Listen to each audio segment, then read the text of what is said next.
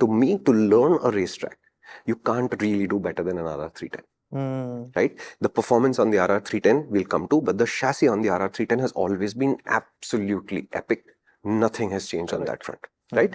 TVS R&D guys said they'd been at the coast track for a few days at that point of time. They'd figured out the right tire pressures, they'd figured out the right suspension settings, and we had set up motorcycles. Right? But I didn't get to play with the setup for mine because I was sharing my bike with two other people. And TVS used to group people based on their skill level, sort of. The fast guys were together, and for some reason this time they said no, we'll mix it up. So in my group there were lots of very, very new riders. There were intermediate riders, and there were some of us who've ridden the racetrack a fair bit, and we know roughly what we are doing.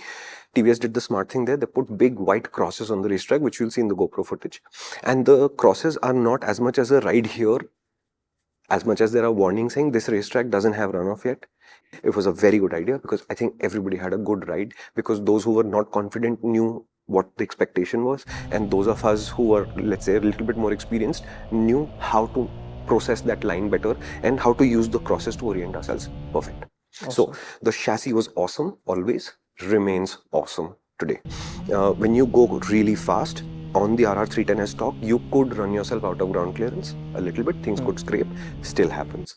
And you will see this scrape. The pegs that typically... And you will see this happen to a lot of stories where people will say the pegs scrape early. I will also warn you, when we teach at the school, people who are scraping their pegs a lot are usually people who are using a line where the throttle is not being opened early enough in a corner, which is the lack of ground clearance, which is going to cause the scraping. So it's not automatically a hardware issue. The riding skill application there can alleviate the issue also. No stress.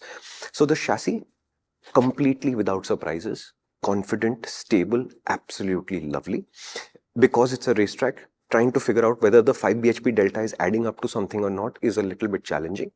But what this bike does, it seems to have like a slight weakness in the mid-range and then suddenly rushes to the red line. So for a lot of laps, I was bouncing off the rev limiter again and again and again until I got used to it. Okay.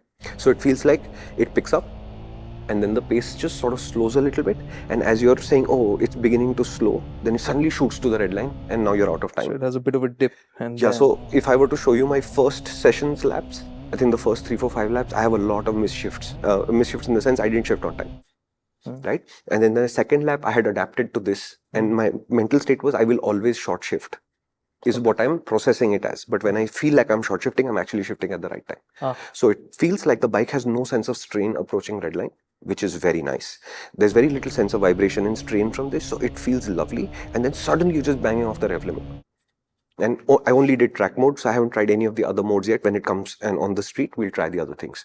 So I had a really good time riding the bike.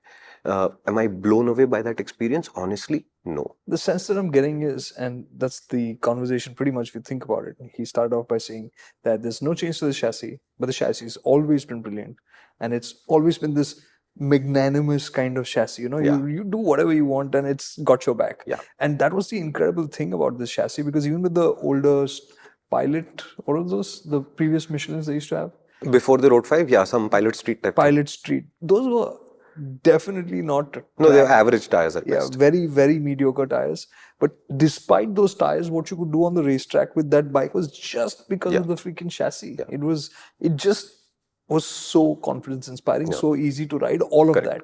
So now it's, despite the power increase and everything, it still feels like the chassis is the star and the engine is just kind of moving it along. Yeah. It's not taking up that starring role or balancing the brilliance of the chassis. No, and I with think the performance. Yeah, I think you might think more of the engine in the street scenario because torque is up a little bit, horsepower is up a little bit.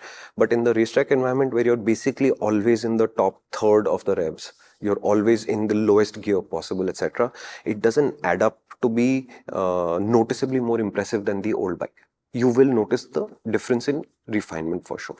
If I had ridden the old RR310 at this kind of, in this kind of angle, I would have definitely buzzed my hands in those 20-minute sessions. Whereas I came off the bike feeling like completely normal. So I think they're saying we've controlled the vibration, and they said controlled, and I think they have. We'll figure this out on the street. Hello. If you enjoyed this clip, which means you're into good conversations, and that's what we're all about. It's really hard packing in the essence of an idea into a 60-second clip. This 3-minute, 5-minute video would have given you a sense of that. And you can enjoy this entire conversation in its full glory on the MotorInc channel.